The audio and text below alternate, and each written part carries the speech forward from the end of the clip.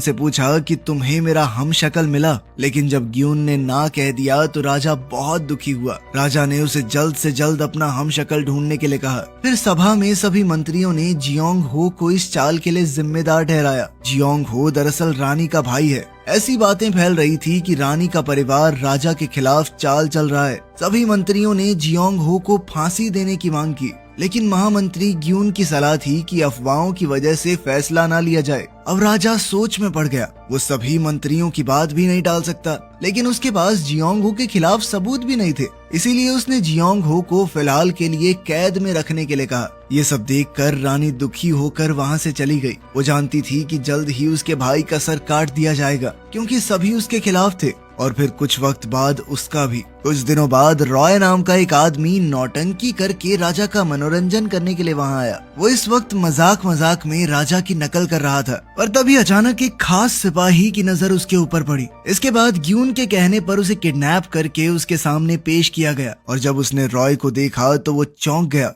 वो राजा का हूबहू हम शक्ल था।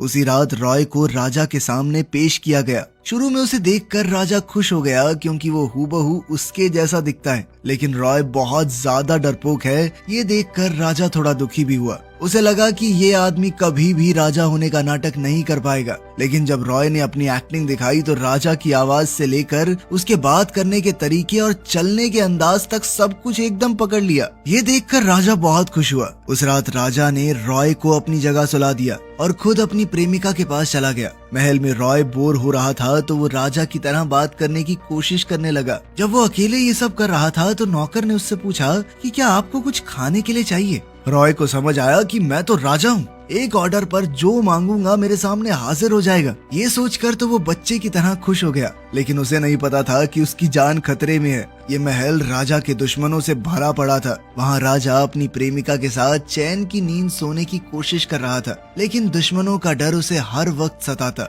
अगले दिन सब अपनी अपनी जगह वापस आ गए। रॉय को राजा की जगह लेने के लिए कुछ चांदी के सिक्के दिए गए। अब रॉय को हर 3 रातों में एक बार राजा की जगह लेनी होगी। वो खुशी खुशी मान गया, क्योंकि पैसा अच्छा मिल रहा था। कुछ दिनों बाद चम्मच के काले पड़ने का सही कारण सामने आया। खाना जब मुर्गियों को दिया गया तब उन्हें खाना खाने से कुछ भी नहीं हुआ। असली वजह थी बांस से बनाया हुआ नमक, जो खाने में इस्तेमाल हो रहा था। ग्यून ने राजा को ये बात बताई और कहा कि रानी के भाई को छोड़ दीजिए, क्योंकि इस हिसाब से तो लग रहा है कि वो बेकसूर है। राजा ने कहा कि मैं जानता हूँ जियोंग हो दुश्मन नहीं है, बल्कि वो तो मेरी तरफ है, उस पर भरोसा है मुझे। लेकिन मेरे दुश्मनों को ऐसा लगना चाहिए कि वो जीत रहे हैं। इसके लिए मुझे उसकी जान की कुर्बानी देनी होगी। उस रात ग्यून को एक हैरान कर देने वाली खबर मिली। राजा को जहर दे दिया गया था। ग्यून राजा के पास भाग कर गया। डॉक्टर ने कहा कि राजा की हालत खराब है और शायद वो नहीं बचेगा। ग्यून को लगा कि अगर लोगों तक ये खबर पहुंच गई कि राजा मर चुका है तो प्रजा में बहुत ज्यादा हबड़ा दबड़ी मच जाएगी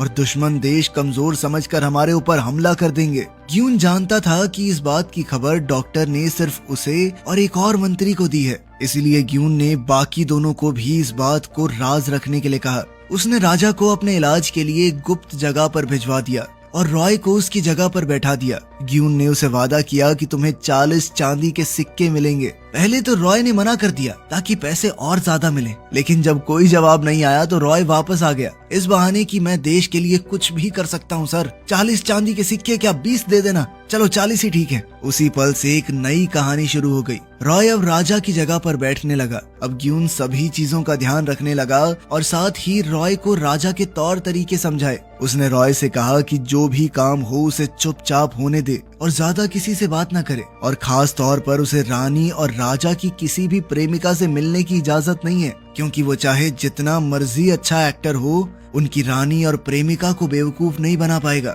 इसी बीच रॉय को महल के कई राज पता चले। उसे राजा के ठाट बाट पता चले कि राजा तो हगने के लिए भी कहीं नहीं जाता। नौकर उसके लिए एक बर्तन लेकर आते हैं और बाहर इंतजार करते हैं कि राजा आराम से अपना काम कर ले, और फिर उसे बधाई देके अपने हाथों से राजा को साफ करते हैं नीचे से। राजा का एक खास डॉक्टर फिर जो उसने निकाला है उसकी जांच करता है और उसके आधार पर कहता है कि सब कुछ ठीक चल रहा है राजा के साथ या कुछ गड़बड़ है। उसके खाने की जांच करने वाली टीम भी थी, जो राजा के खाने से पहले ये खाकर देखती थी कि जहर तो नहीं है इसमें। जब वो लोग हाँ में जवाब देते तभी राजा खाना खाता। इतना सारा लजीज खाना देखकर रॉय उस दिन खुद को रोक नहीं पाया। बाद में उसे पता चला कि रसोई घर में काम करने वाले लोग राजा का बचा खुचा खाना खाते हैं, लेकिन उस दिन जब रॉय पूरा खाना खा गया तो उन लोगों को भूखा रहना पड़ा। उसे राजा की बहुत सारी प्रेमिकाओं के बारे में भी पता चला। उसके मन में एक बार तो आया कि मिल आता हूँ, लेकिन बाद में उसने ऐसा नहीं किया। एक चीज जो रॉय को बहुत ही अजीब लगी वो ये थी कि कोई भी छोटी गलती हो जाती अगर नौकरों से तो कहने लगते कि राजा जी हमें मार दीजिए, हमने बहुत बड़ा पाप कर दिया है। रॉय को उनकी इन हरकतों से बहुत चिढ़ मचती थी। फिर एक दिन रॉय ने रानी को देखा। उसे महसूस हुआ कि रानी बहुत दुखी है। उसके चेहरे पर बिल्कुल खुशी नहीं थी। रॉय के दिल में उसे और जानने की इच्छा जाहिर हुई, लेकिन मुख्यमंत्री ने उसे याद दिलाया कि रानी से मिलना सख्त मना है। जैसे ही रानी ने रॉय की तरफ देखा तो वो छुप गया। एक राजा होने के नाते ये बड़ी अजीब सी हरकत थी। फिर उसे वहाँ से चुपचाप निकलना पड़ा। लेकिन उसे एक पल में रानी को लगा कि मेरा पति जो कि क्रूर और निर्दयी राजा है वो कुछ अलग सा लग रहा है। जैसे जैसे ट्रेनिंग खत्म हुई ग्यून ने रॉय को बताया कि कल राजा की सभा है, तुम्हें उसमें जाना होगा। ग्यून ने उसे खास तौर पर कुछ मंत्रियों से सतर्क रहने को कहा, क्योंकि वो खतरनाक लोग हैं, बाल की खाल उधेड़ देते हैं। पहले भी कई बार अपनी राजनीतिक चालों से उन्होंने राजा को गलत फैसले लेने पर मजबूर किया है, लेकिन गृह मंत्री तो सबसे खतरनाक है, वो उन सब का लीडर है। फिर ग्यून ने रॉय को एक चिट्ठी दी। कल उसे ये चिट्ठी पढ़नी होगी और कई आदेश देने होंगे। लेकिन जब रॉय ने पढ़ना शुरू किया तो ग्यून और मुख्यमंत्री हैरान रह गए। एक पल के लिए उन्हें लगा कि राजा ही उनके सामने बैठा है। अगले दिन राज्य सभा शुरू हुई और रॉय वहाँ एक राजा की तरह आया, चिट्ठी पढ़ने को एकदम तैयार। लेकिन जब उसने चिट्ठी खोली तो वो एकदम खाली थी। इस बात से रॉय परेशान हो गया। ये देखकर ग्यून मदद के लिए आगे बढ़ा। खाली चिट्ठी देखकर ग्यून ने बचाव में कहा कि आज राजा का गला खराब है, इसीलिए वो आदेश नहीं देंगे। राजा के बदले में उसने आदेश देने शुरू किए। फिर उसने आदेश दिया कि जोंग हो पर लगे इल्जाम को हटा दिया जाए, क्योंकि उसके खिलाफ कोई सबूत नहीं मिला। साथ ही उसके खिलाफ अफवाहें फैलाने वाले को पकड़ा जाए। राजा के खिलाफ षड्यंत्र रच रहे मंत्रियों को ये फैसले बिल्कुल अच्छे नहीं लगे। खैर, उधर महल में काम करने वाले लोगों से रॉय का रिश्ता बेहतर होता जा रहा था। खासकर राजा से पहले जो खाना चखने वाली लड़की है वो रॉय की सबसे खास बन गई। राजा सबसे प्यार से बात करता, उनके साथ हंसता था और सबके लिए खाना भी बचा लेता। ये देखकर मुख्यमंत्री का दिल भर आया और सारे नौकर भी बहुत खुश हुए। उन्होंने पहले कभी राजा को ऐसे नहीं देखा। सब बात कर रहे थे कि कैसे कठोर राजा अब बहुत अच्छा बन गया है। वहीं ग्यून असली राजा से मिलने गया। डॉक्टर ने बताया कि हो सकता है राजा ठीक हो जाए, लेकिन अभी थोड़ा वक्त लगेगा। उसने ये भी बताया कि राजा को जहर नहीं दिया गया, बल्कि कोई नशीली दवाई दी गई थी, और ये शायद तभी हुआ होगा जब राजा अपनी प्रेमिका से मिलने गया था। इस बात से ग्यून सतर्क हो गया। उसने छानबीन शुरू कर दी। इसके बाद हम देखते हैं कि गृह मंत्री राजा की प्रेमिका से मिलने गया। उसने प्रेमिका पकड़े जाने के डर से उसने आदेश दिया कि सभी सबूत मिटा दिए जाएं और राजा की प्रेमिका को मार दिया जाए। जब ग्यून वहां पहुंचा तो पता चला कि प्रेमिका तो गायब है और वहां आसपास की जमीन जली हुई थी। अगले दिन गृह मंत्री अपने कुछ और साथियों के साथ रॉय के पास आया। उन्होंने कुछ नए कानून लागू करने का प्रस्ताव रखा और रॉय ने बिना कुछ सोचे वो सारे प्रस्ताव पास कर दिए, जैसा उसे करने के लिए कहा गया था। जल्द ही ग्यून को पता चला कि गरीबों से बहुत ज्यादा टैक्स लिया जा रहा है और रानी के भाई जियोंग हो के खिलाफ फिर से जांच के ऑर्डर हो गए थे। उसने रॉय से पूछा कि तुमने ऐसा क्यों किया। तब रॉय ने बोला कि तुमने ही तो कहा था कि मंत्री जो प्रस्ताव लेके आएंगे उसे पास करना है। ये सुनकर ग्यून गुस्से में आ गया। उसने उसी वक्त एक सभा बुलाई ताकि इन सब चीजों पर चर्चा हो सके। ग्यून थोड़ा गुस्से में परेशान लग रहा था, लेकिन रॉय एकदम शांत है। उसने मुख्यमंत्री से पूछा कि लोगों के ऊपर किस तरह से टैक्स लगाया जाता है, जिसके बाद मंत्री उसे राजा की लाइब्रेरी में ले गया। वहाँ उसे पता चला कि पूरा राज्य पहचान टैक्स के सिस्टम पर चल रहा है, जहाँ हर एक आदमी एक ही टैक्स देता है, चाहे वो कितना भी कमाता हो। जिनके पास जमीन नहीं है उन्हें भी जमीन का टैक्स देना होता है। इस वजह से बहुत से लोग देश छोड़कर जा रहे थे। उसे पता चला कि एक बार राजा ने ऐसा सिस्टम लागू किया था जिनमें सबको अपनी कमाई के हिसाब से टैक्स भरना होगा, लेकिन 1 साल के अंदर ही उसे हटा दिया गया, बड़े बड़े जमींदारों के दबाव की वजह से। उसके बाद खाना चखने वाली लड़की खाना लेकर आई। राजा ने उससे पूछा कि तुम महल में कैसे पहुंची। उसने हिचकिचाकर अपनी कहानी सुनाई। उसके पिता एक किसान थे, उनकी छोटी सी जमीन थी, उनकी इतनी कमाई थी नहीं और एक दिन उन्हें बहुत ज्यादा टैक्स भरने के लिए कहा गया।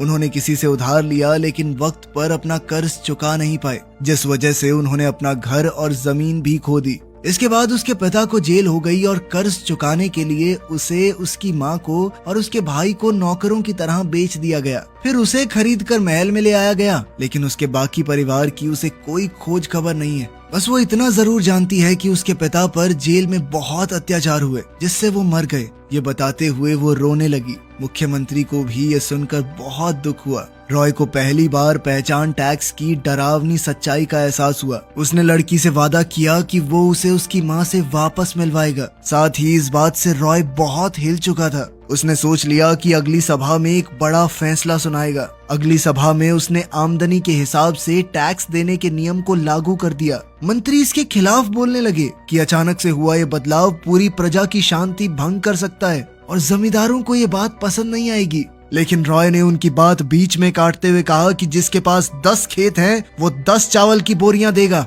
और किसी के पास अगर एक है तो वो एक ही देगा ना। ये गलत कैसे हुआ? क्या ये गलत नहीं कि अमीर और गरीब एक बराबर टैक्स दे? जो इस देश में ज्यादा कमा रहे हैं उन्हें देश को ज्यादा देना होगा। साथ ही रॉय ने आदेश दिया कि उन सबको पकड़ा जाए जो गरीबों से चोरी करते हैं, और गैर कानूनी सामान को जब्त करने के आदेश दिए ताकि वो गरीबों में बांटा जा सके। ये देखकर मुख्यमंत्री के मन में थोड़ी शांति पहुंची। रॉय भी खुश था, लेकिन ग्यून ने उसे वहां आकर डांटा कि सभा तो ऐसे चला रहे हो तुम जैसे बच्चों का खेल हो। अब रॉय ने कहा कि तुम्हें ध्यान रखना चाहिए कि मैं जो भी हूँ, अभी तो मैं राजा हूँ, तो किसी के सामने मुझसे जोर से बात मत करना, ठीक है? ग्यून इस बात से खिंचकर खुद को रोक नहीं पाया और रॉय को पास पड़ा सामान मारने ही वाला था, लेकिन उसे एहसास हुआ कि ऐसा करना गलत होगा। तभी नौकर अंदर आने लगे। ग्यून और रॉय अपनी अपनी जगह पर बैठ गए। ग्यून ने रॉय को बताया कि रानी का भाई जियोंग हो एकदम बेकसूर है और कुछ बेकार मंत्री उसे फंसाने की कोशिश कर रहे हैं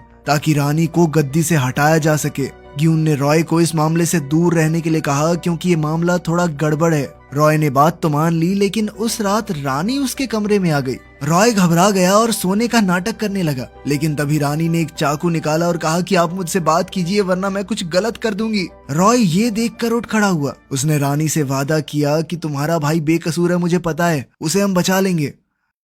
अगले दिन राजा वहां गया जहां जियोंग हो को टॉर्चर किया जा रहा था। राजा ने जियोंग हो से पूछा कि तुमने क्या गुनाह किया है। जियोंग हो ने ताना देते हुए कहा कि मुझे ऐसे राजा से बात नहीं करनी जो अमीरों की जेब में पड़ा हो। रॉय ने उससे दोबारा पूछा कि क्या तुमने हमारी प्रजा के खिलाफ साजिश की है। जियोंग हो ने कहा कि वो कभी ऐसा करने की सोच भी नहीं सकता। रॉय ने जियोंग हो से पूछा तो फिर क्या गुनाह किया है तुमने। जियोंग हो ने कहा कि मैंने सिर्फ राजा की आंखें खोलने की कोशिश की ताकि वो देख सके उसके आसपास मंत्री और उसकी प्रेमिका क्या कर रहे हैं। उसकी ये बात सुनकर रॉय समझ गया कि क्या हो रहा है। उसने जियोंग हो को बेकसूर बताकर आजाद करवा दिया। मंत्रियों ने विरोध किया, लेकिन रॉय ने कहा कि राजा मैं हूँ, समझे, तो थोड़ा शांत। उसका ये बड़ा कदम देखकर जियोंग हो को एहसास हुआ कि शायद अब असली राजा लौट आया है। उस दिन राजा ने रानी से मिलने की कोशिश की, लेकिन रानी के दरबान ने ऐसा होने नहीं दिया। तभी जासंग ने अपना जूता बहुत दूर फेंक दिया और दरबान जब जूता उठाने गया तो रॉय रानी के महल में घुस गया।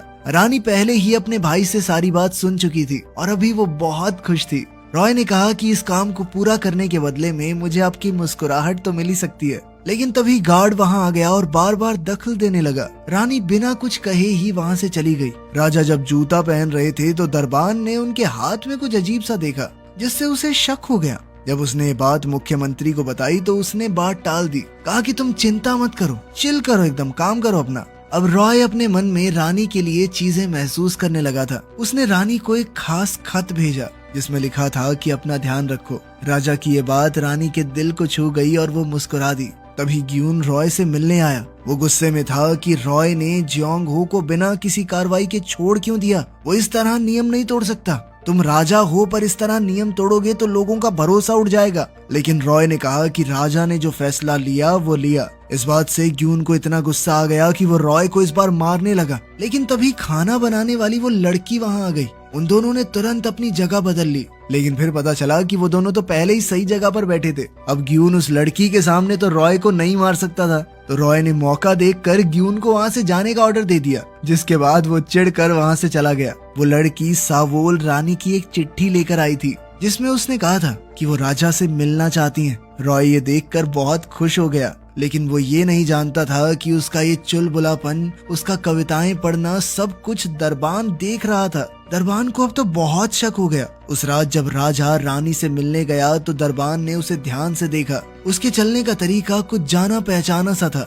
दरबान को याद आया कि ये तो कुछ कुछ उस आदमी जैसा है जिसे मैंने उस दिन सभा में नाचते हुए देखा था। उसे शक हो गया कि कहीं ये हम शक्ल तो नहीं। उधर रॉय रानी से मिलने गया। रानी उनके पहले बिताए हुए पलों को याद कर रही थी और रॉय ने रानी को अपनी ही लिखी हुई कविता सुनाई। तभी दरबान वहां आया और अपनी तलवार राजा की तरफ तान दी, ये कहकर कि तुम एक बहरूपिये हो, असली राजा नहीं। रानी को दरबान के इस इल्जाम से गुस्सा आ गया। उसने कहा कि मैं अपने पति को पहचानने में कभी गलती नहीं कर सकती। लेकिन दरबान ने कहा कि अगर मेरा इल्जाम गलत हुआ तो मुझे चाहे जान से मार देना। जब कोई रास्ता नहीं बचा तो रानी ने राजा से पूछा कि मेरे शरीर पर लाल निशान कहाँ है। रॉय ने पिछली रात जब रानी आई थी तब उसकी छाती पर वो निशान देखा था तो उसने सही बता दिया। रानी को अब पूरा विश्वास हो गया कि यही मेरा पति है।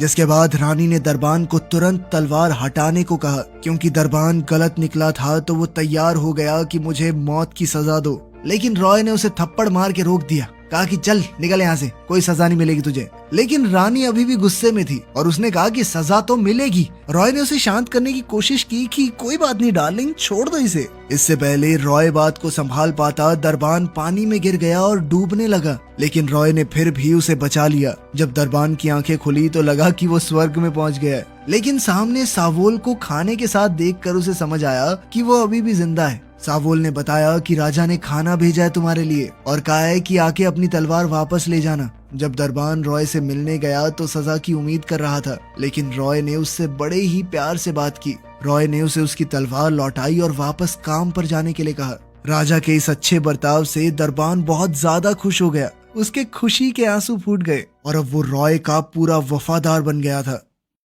दूसरी ओर असली राजा ठीक हो गया था। ग्यून ने उसे सब कुछ बताया, उसकी प्रेमिका की चाल, मंत्रियों की चालाकियां और रॉय को राजा बनाकर उसकी जगह पर बैठाना। लेकिन राजा ने फैसला किया कि अभी कुछ नहीं करना मुझे। राजा ने ग्यून से कहा कि फिलहाल तो रॉय से छुटकारा पाना होगा। अचानक इस बात से ग्यून सोच में पड़ गया। उसने ग्यून से पूछा कि तुम्हें रॉय की चिंता है क्या? ग्यून ने कहा कि ऐसा कुछ नहीं है, आप जो कहेंगे मुझे करना होगा। ये कहकर वो राजा के आदेश का पालन करने लगा। वहीं मंत्रियों को शक हो गया कि ये आदमी राजा का हम शक्ल है। अगले दिन राज्य सभा हुई। सभी मंत्री और बहुत से दूसरे लोगों ने ये मांग रखी कि रानी को उनके पद से हटा दीजिए, क्योंकि उनके रिश्तेदारों ने राजा के खिलाफ चाल चली थी। रॉय ने रानी की तरफदारी की, लेकिन लोग जिद पर अड़े हुए थे।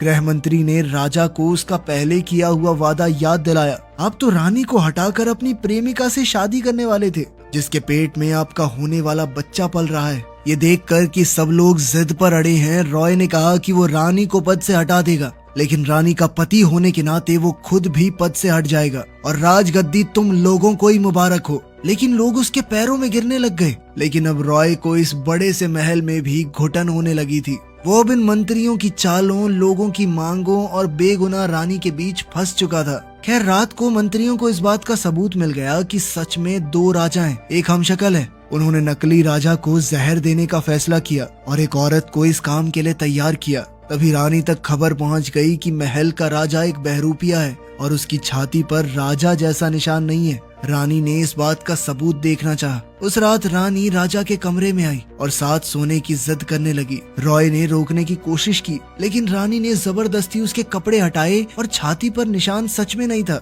जिसके बाद रानी ने कहा कि जल्दी से मुझे सच बताओ। कोई रास्ता तो था नहीं, तो रॉय ने सब कुछ सच बता दिया। रानी ने जब ग्यून से पूछा तो ग्यून ने कहा कि ये सब असली राजा को पता है, उन्होंने ही कहा कि चलने दो। तब रानी ने पूछा कि मेरे भाई को किसने बचाया, जिस पर ग्यून ने उसे बताया कि जो भी रॉय ने आपके और लोगों के लिए किया वो सब कुछ उसका अपना फैसला था, उसमें राजा का कोई हाथ नहीं। उस रात ग्यून रॉय से मिला और पूछा कि वो भागा क्यों नहीं, जब उसे पता था कि उसे मार दिया जाएगा। रॉय ने कहा कि मैं रुका क्योंकि मैंने तुमसे वादा किया था। ये सुनकर ग्यून ने एक बड़ा फैसला किया। राजा की बात ना मानते हुए ग्यून ने रॉय को 20 सिक्के दिए और कहा कि कल रात तुम यहाँ से भाग जाओगे, ठीक है? तभी सावोल भी वहाँ आ गई। रॉय ने सावोल को वो सिक्के दे दिए और कहा कि रख लो। उसने ग्यून से कहा कि इस लड़की की माँ को ढूंढना और इन दोनों को जरूर मिलवाना, ठीक है? रॉय ने कहा कि राजा के तौर पर ये मेरा आखिरी आदेश है, मान लेना इसे भाई।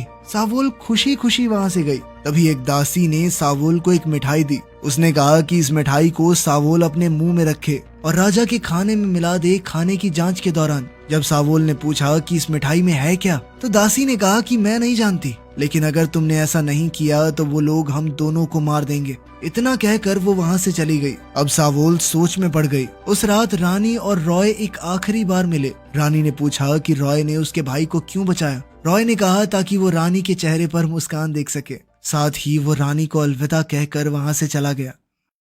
अगली सुबह मंत्रियों ने कहा कि हमें मिंग राज्य को सोने चांदी के सिक्के भेजने चाहिए। रॉय ने वैसे ही हामी भर दी जैसा उसे बताया गया था। फिर उन्होंने 2000 सिक्के और कुछ सिपाही उपहार के रूप में भेजे। एक मंत्री का कहना था कि ऐसा करने से उनका अपना राज्य खतरे में पड़ सकता है, लेकिन रक्षा मंत्री ने कहा कि अगर वो लोग चाहें तो हमें आज ही खत्म कर सकते हैं। लेकिन ये सब जो हो रहा था रॉय को कुछ ठीक नहीं लग रहा था, लेकिन वो फिर भी आदेशों का पालन करते हुए हामी भरता रहा। और जब कुछ ज्यादा ही सोना चांदी देने की बात होने लगी तो रॉय चुप नहीं रह पाया। उसने पूछा कि आखिर ये देश है किसका? अगर हम खुद को बचा ही नहीं सकते तो पूरा देश ही दे देते हैं मिंग साम्राज्य को। हम क्यों बैठे हैं यहाँ पर?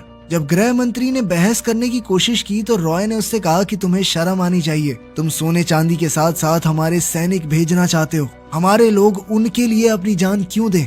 राजा प्रजा का बाप होता है। मैं अपने देश की औरतों को विधवा और बच्चों को अनाथ कैसे कर सकता हूँ? और अंत में राजा ने पूरी तरह से सैनिकों को मिंग राज्य में भेजने से साफ इनकार कर दिया। अब रॉय नाश्ता करने आया और सावोल को उसके खाने में जहर डालने के लिए कहा गया था। सावोल ने खाना चखा, फिर रॉय ने खाना शुरू किया, लेकिन पहली बुर्की खाते ही उसने देखा कि सावोल बहुत उदास है। सावोल रोने लग गई। जब रॉय ने पूछा कि क्या हुआ, उसने सर उठाकर कहा कि राजा की उम्र लंबी हो और खून की उल्टियां करने लग गई। रॉय उसे बचाने भागा, सावोल को उठाया और डॉक्टर के पास भागा। डॉक्टर की बहुत कोशिश के बाद भी सावोल बच नहीं पाई। इस बात से रॉय पूरी तरह से टूट गया, क्योंकि उसने सावोल से वादा किया था कि वो उसे उसके परिवार से मिलवाएगा। और उस दिन लोगों ने पहली बार एक राजा को एक नौकर के लिए रोते हुए देखा। ये दुख जल्दी ही गुस्से में बदल गया। उसने दासी को देखा तो दासी ने सच उगल दिया कि ली ने मुझे कहा था, ये करने के लिए मजबूर किया गया मुझे। रॉय ने उसे फटाक से जेल में डालने का आदेश दिया। ग्यून ने कुछ बोलना चाहा, लेकिन रॉय कुछ सुनने की हालत में नहीं था। उस आदमी को पूरी रात टॉर्चर किया गया ताकि सारे नाम निकलवाए जा सकें। उसका आरोपी के लिए ये गुस्सा देखकर सभी मंत्री बहुत डर गए। उन्होंने राजा के फैसलों पर सवाल उठाना शुरू कर दिया और इसी मौके का फायदा उठाकर गृह मंत्री कहने लगा कि ये राजा नकली है। दासी ने बताया कि राजा की छाती में जो तीर का निशान था वो अब नहीं है। इसी के साथ सभी मंत्री राज्यसभा में इकट्ठा हो गए। रॉय और ग्यून राजा के दरबार में खड़े थे। वो जानते हैं कि क्या होने वाला है। ग्यून ने रॉय को यहाँ से भागने के लिए कहा, लेकिन रॉय ने कहा जब तक वो सावोल की मौत का बदला नहीं ले लेता वो नहीं जाएगा यहाँ से। जिस पर ग्यून ने रॉय से कहा कि तुम्हें असली राजा होना चाहिए। अगर तुम सावोल और बाकी गरीब लोगों को न्याय दिलाना चाहते हो तो तुम्हें ही असली राजा बनना होगा। ग्यून ने नौकर को आदेश दिया कि पिछले 2 हफ्ते के राज्य के सभी दस्तावेज यानी रिकॉर्ड्स मिटा दिए जाएं। मंत्री और गुस्से भरी प्रजा महल की ओर बढ़ रहे थे। उन्होंने असली राजा को मारने के लिए भी कुछ गुंडे भेज दिए थे। जब वो महल में पहुंचे, ग्यून ने उन्हें राजगद्दी की इज्जत के लिए रुकने को कहा, लेकिन वो नहीं माने। वो राजा के कमरे में घुसना चाहते थे कि राजा ने खुद ही दरवाजा खोल दिया। राजा कुछ बोले उससे पहले ही उन्होंने अपनी तलवार राजा पर तान दी। उनमें से एक ने राजा की छाती से कपड़ा हटाकर देखा तो सब हैरान रह गए। वहीं वो हत्यारे भी हैरान थे, क्योंकि राजा वहाँ था ही नहीं। राजा महल में है और वो निशान उसकी छाती पर। अब पता चलता है कि रॉय राजा बनने के लिए नहीं माना था, क्योंकि फौज की मदद से राजा बनने के लिए उसे बेकसूर लोगों की जानें लेनी पड़ती। इसके बदले में वो असली राजा को लाने चला गया। छाती पर निशान देखकर सब लोगों ने राजा के सामने सर झुका लिया, सिवाय कुछ असली देशद्रोहियों के। राजा ने उन्हें तुरंत जेल में डालने का आदेश दिया और इस तरह राजा के खिलाफ चल रहे षड्यंत्र भी खत्म हो गए। रॉय और दरबान अब महल से थोड़ा दूर थे। दरबान ने अपनी तलवार निकाली। रॉय को लगा कि वो उसे मारना चाहता है, लेकिन दरबान ने बंदरगाह की तरफ इशारा किया और उसे भागने को कहा। रॉय थोड़ा हिचकिचाया, लेकिन फिर भागने लगा। दरबान के लिए वही राजा था और वो उसकी रक्षा के लिए कुछ भी करने को तैयार। जल्द ही हत्यारे आए और रॉय को मारने की तैयारी करने लगे। इस बार इन लोगों को राजा ने भेजा था, लेकिन दरबान वहाँ उसे बचाने खड़ा था। उन हत्यारों ने दरबान पर हमला किया और दरबान ने भी जबरदस्त मुकाबला करते हुए उनमें से कुछ को मार डाला, लेकिन खुद भी बुरी तरह घायल हो गया। उसकी चीख सुनकर रॉय वापस मुड़ गया, लेकिन अब दरबान के पास ज्यादा वक्त नहीं बचा। वो रॉय के पैर छू कर वहीं मर गया। उसके बाद रॉय एक नाव में वहां से निकलने लगा, लेकिन तभी उसने किनारे पर ग्यून को देखा, जो रॉय को आखिरी बार अलविदा कहने आया था। रॉय को लगा कि शायद